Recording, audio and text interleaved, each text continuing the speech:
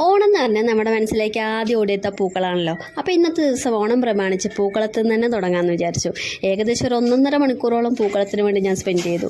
പിന്നെ ഈ പൂക്കളം ഇടുന്നത് ക്യാമറ എടുക്കുന്നത് എൻ്റെ മോളാണ് കേട്ടോ. അപ്പോൾ അതിൻ്റേതായ ചാഞ്ചാട്ടമൊക്കെ വീഡിയോ ഒക്കെ അകത്തുണ്ടാവും.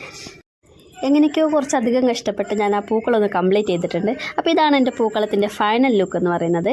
എങ്ങനെയുണ്ടെന്ന് എല്ലാവരും ഒന്ന് അഭിപ്രായം കമൻറ്റ് ചെയ്യണേ. പിന്നെ നമ്മുടെ അടുത്ത മെയിൻ കലാപരിപാടിയായി സദ്യയുടെ ടൈമായിട്ടുണ്ട്. സദ്യ ഞങ്ങൾ ഒരുപാട് വിഭവങ്ങളൊന്നുമില്ല, വളരെ കുറച്ച് വിഭവങ്ങളുള്ള ഒരു കുഞ്ഞു സദ്യയാണ് ഒരുക്കിയിട്ടുണ്ടായിരുന്നത്.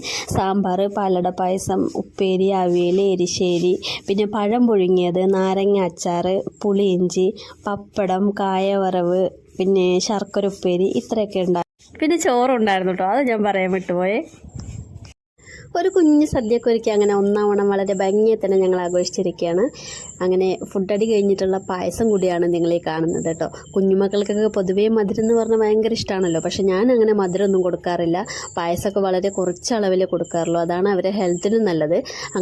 ഫുഡടി കഴിഞ്ഞ് കുറച്ച് ഫോട്ടോഷൂട്ടും കാര്യങ്ങളൊക്കെ ഇന്നത്തെ ഓണം ദിവസം കംപ്ലീറ്റ് ആയിരിക്കുകയാണ്. അപ്പോൾ ഇന്നത്തെ വീഡിയോ ഇത്രയൊക്കെയുള്ളൂ. ഇഷ്ടപ്പെട്ടാണെങ്കിൽ സപ്പോർട്ട് ചെയ്യാൻ മറക്കല്ലേ.